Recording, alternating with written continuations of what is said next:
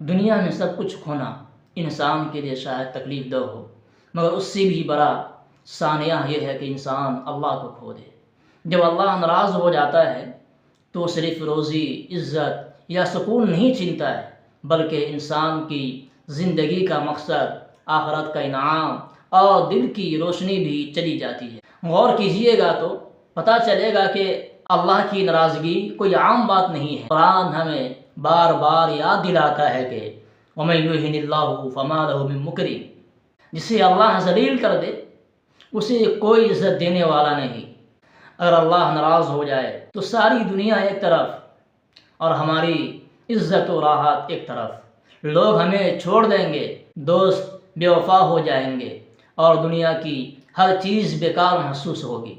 اللہ تعالیٰ فرماتا ہے کہ وَمَنْ أَعْرَضَ عَنْ ذِكْرِي فَإِنَّ لَهُ مَعِيشَةً ضَنْكًا، اور جو میرے ذکر سے منہ موڑے گا ہم اسے تنگ زندگی دیں گے۔ جو اللہ سے دور ہوتا ہے اس کی دنیا میں کشادگی نہیں رہتی، روزی میں برکت نہیں، دل میں سکون نہیں، زندگی بے معنی ہو کر رہ جاتی ہے۔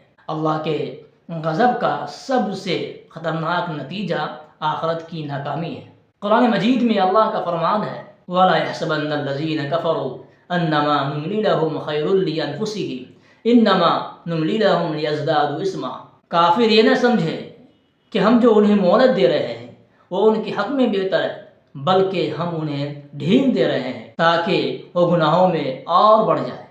اللہ کی ناراضگی اگر دنیا میں عیش بھی دے تو دھوکہ ہے، اصل سزا آخرت کی محرومی ہے۔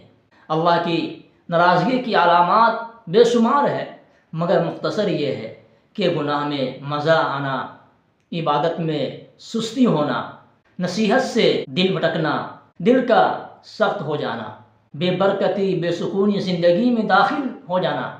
تو اب کیا کریں؟ کیسے اللہ کو راضی کریں؟ توبہ کیجئے سچے دل سے، اللہ کے سامنے روئیے، فرائض کی پابندی کیجئے، نماز، زکوٰۃ، روزہ اور ماں باپ کو راضی کیجئے، ان کی دعائیں لیجئے، اپنے آپ کو گناہوں سے بچیے، چاہے وہ گناہ چھوٹے ہو یا بڑے۔